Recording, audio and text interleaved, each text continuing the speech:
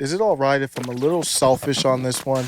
I'm a big Browns fan and I'm just not into sports and football right now. And with everything happening in the world and news and everywhere else, it's probably more important that you find outlets that you can rally around with other people and bond at least for what, 3 hours? So I did some writing right now, and I'm hoping that if I just spew this out, this rant here, that I will be in a better place to fully enjoy the Cleveland Browns taking care of business against the Chiefs tomorrow. I'm not good with labels. I appreciate the comments on my videos. The discussion has been very respectful for people who disagree and agree. It's really helped me grow. I got comments on the last video where I expressed my support. I changed my mind for force the vote for Medicare for all. I've changed my mind. And I got a comment about someone following black progressives. And man, I appreciate that they would even consider following me in similar fashion to other YouTubers and podcasters out there. But I'm just a little concerned because I don't consider myself a progressive. And I just want to be known as a man without a label, if that's possible. I don't even want to be considered independent. These labels are dangerous. Uh, what? There's so many labels out here: liberal, conservative. You're a Dem. You're Republican. You're a MAGA. You're progressive. You're this type of progressive. You're that type of progressive. You're a libertarian. You're an anarchist. I mean, there's just so many different labels, and if you step outside that expectation for each label, people tend to get confused and then they get let down. I had an interaction on Twitter with someone. Again, it was a disagreement, but it was a respectful disagreement. And they ended up, unfollowing, which is perfectly fine. But they gave me the feedback like what they heard from me is not what they expected. They didn't think I lived up to the stuck in the middle mantra, which is fair. And looking back at it, I almost wish I would have said, "Hey, not stuck in the middle, man with no label." So don't even put me in a box or anything, because one moment I could agree with a libertarian on an issue, and a different issue I could agree with a Democrat, and another one I could agree with a Republican. Yeah, these labels, man. I know we have to use words, we have to describe where we are and just describe how other people feel, but these labels, they're dangerous. I don't care about a political party. I couldn't care less about the Republican Party. They're so irrelevant anyway. They have no grasp on culture. Um, in some places, I guess it would be, but in most places in the U.S., it's not cool to be a Republican. That doesn't mean I don't agree with some Republican standpoints, but they're kind of made themselves irrelevant. Um, I don't care about the Democratic Party. I don't care about them either. There's a lot of thing concerns I have with the Democratic Party. I think the whole purpose of the Great Purge is for the Democratic Party to dominate that culture war. They're already winning it, but they're just trying to obliterate Republicans or MAGAs. I don't I don't give a damn about anybody, any group. I care about my fellow man and woman. I don't know why the hill just started playing automatically, but um well, if you're listening to this, thank you first of all. Um you could be spending time watching CNN or Fox News or any other network, which is perfectly legit or fine. I watch them as well. But do you think they're happy that you're watching this video now? All ones of you probably watching this video with a dude who's in his basement with a Canon M50. Do you think they're happy about that? I'm not tied into a party. I don't have these big money interests that the mainstream media has. That's what the big purge is about. So if you don't care about a app like Parlay, you might want to care about what's happening. Forget about the app. Um, They don't want to see human. They don't want to see fellow citizens just communicating with other citizens. How do you control the message? How do you get people in the Republican Party to toe the line or the Democratic Party to toe the line if they're not watching the talking points? So this isn't about a Republican or Democrat. This is about controlling the voice for the establishment. And I'm wearing my math hat. I'm just in the mood to rock the math hat today. Yang Gang. And he's under fire. He is not an establishment guy. So he's not a guy that really toes the line of either party. And if you don't do that, you're a danger. It doesn't matter if you're MAGA or progressive or whatever you want to label Yang. You're a threat. That's what it comes down to. I think it's more important now than ever, if I could change the subject a little bit, to do self calibration checks. These major political parties and politicians, they're brainwashing us. This is psychological and informational warfare. That's what's happening. They are doing whatever it takes to get people on their side and to get people to defend their side and never self criticize within the same party. It's become dangerous. I mean, we have a Republican who's already talking about impeaching Biden. And the reason for that is we have Democrats impeaching Trump and he's on his way out. So it's like, well, why not? We'll just keep doing impeachments if we can. It doesn't matter.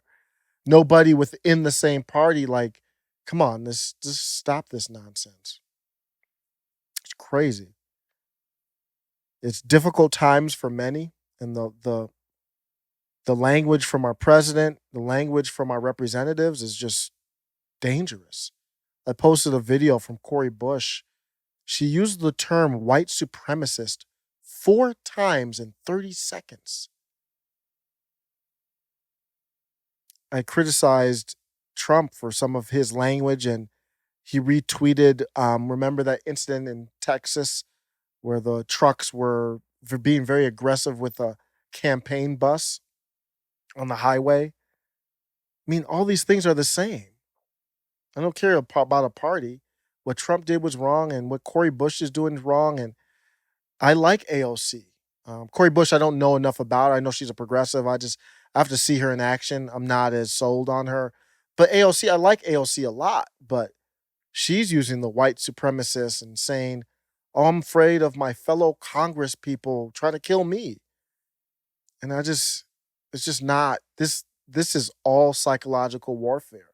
It's to get people on her side and get them riled up. It's no different than the exact same thing they're trying to accuse Trump of. They all do it. And that's why I think we need self-calibration checks. I don't care which party it is. When their actions support my core beliefs, I'm down for it. So if it's Medicare for all, for example, if Nancy Pelosi's down with it, if Mitch McConnell's down for it, I'm supporting him in that action, even though I'm not overall fans of theirs. And I had to do a self calibration because I lost my way when I want to be about people first, and I got down because I didn't agree with the strategy behind first the vote. But if my principal motive is people first, then people comes before this political strategy, right? That's what people are trying to tell me, and I finally got it. Like, bruh, that's not the point. So it's even more important than ever for me, I feel, to do this self calibration. Now I'm having to do it for everything. Like the woman who approached Mitt Romney at the airport, and the airport put her on a ban list, and I'm like, I'm trying to like, was that the right thing? I mean, they have the right to do it. Don't get me wrong, but that doesn't mean it's the right thing. So I'm trying to think through it, like, if that was a different scenario, was that the right thing? Was she really out of line in the video clip that we saw? You could Google that, Mitt Romney airport, and I still don't know. So I'm not gonna cheer it. or go against it. I don't know if it's the right thing. Something about it doesn't feel right. That's for sure. Ban lists. Somebody talk to me. Am I wrong here? What I'm saying with these calibration checks is like I don't care what party it is. Like, why would you be tied in to a political party if you're not grifting on grifting however you're making money? Like maybe sometimes that's your grift. Like there's people who that's what they do. They're deep Republican and everything is twisted. Rush Limbaugh, perfect example. Great. He is a legend. I love Rush Limbaugh, but he's a grifter. Everything is twisted into a Republican good and ignore everything a Republican bad. So if your business isn't tied into the political party, or if your family member, if you're not a politician, how could you be tied into these parties? I don't understand it. Now, if you calibrate and feel like you're standing on principle and you agree with the parties 99% or 90% of the time, then God bless you, more power to you, no disrespect. It's hard for me to understand. Like I'm seeing so many people twist things like for example, the stuff that happened in the summer with George Floyd and all these other um deaths that riled people up. Jacob Blake, um I don't blame the police. I know people got upset about it, and I don't agree because I think Jacob Blake made poor decisions. But at the end of the day, that's not the point. The point is a lot of people have lost faith in interactions with the police. So so my principle is that's the problem. Representatives, what are you doing to fix that? Even though I don't agree in rioting over it because I don't think it was warranted. But at the end of the day, how are you restoring faith? It's no different when it comes down to any kind of government process. We recently saw a lot of people didn't trust the process that we went through this past November.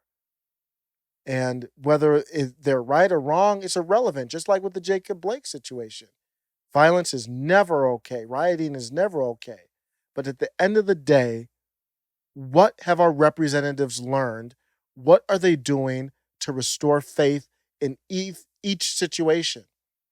But what I'm seeing is I'm not seeing people look at it the same way. I'm seeing people point fingers, but my way is different than your way, or what I see here is different than yours.